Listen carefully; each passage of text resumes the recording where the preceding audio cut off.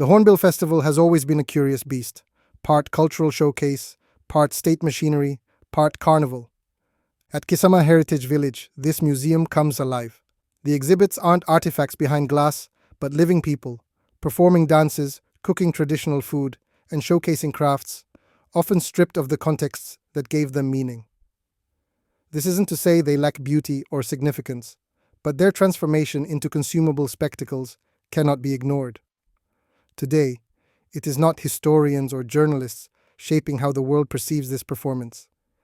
Yet, these exhibits now often find themselves mediated through the lenses of influencers, who have become the new storytellers for a global audience.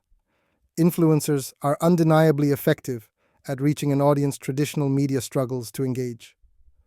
Their quick, visually striking posts package the Hornbill experience into digestible snippets, drawing attention and engagement from audiences across the globe.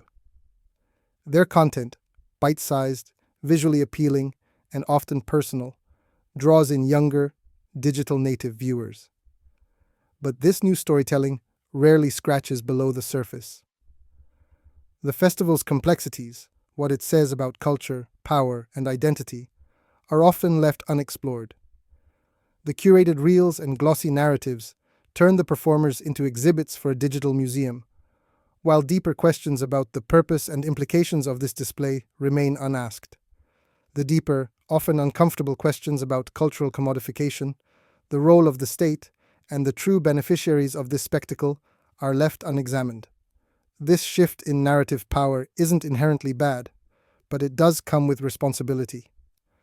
If influencers are now the primary lens through which the world views Hornbill, they must embrace the role of critical mediators. Their reach gives them the ability to shape perceptions not just of the festival, but of Naga culture itself. To reduce our culture to an Instagram-worthy aesthetic risks flattening our rich, complex heritage into something consumable, yet forgettable. They must go beyond the picturesque and confront its contradictions. The festival deserves more than applause for its surface brilliance. It needs critical engagement with the layers beneath. It's not difficult to see how this has happened.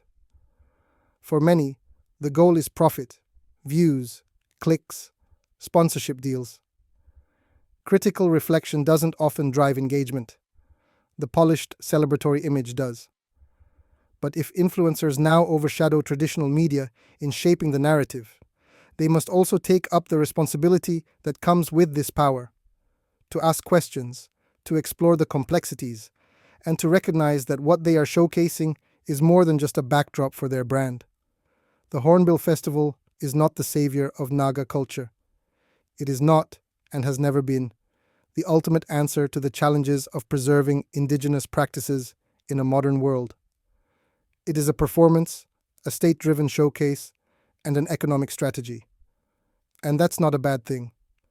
But let us be honest about what it is.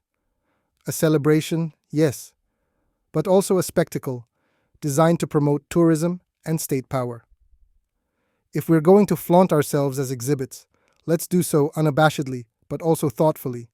But if we are going to portray it as a reflection of who we are and who we're becoming, that story deserves to be told with honesty, depth, and care. And if it is to remain meaningful, it must resist the urge to settle for surface impressions. We owe ourselves a narrative that digs deeper,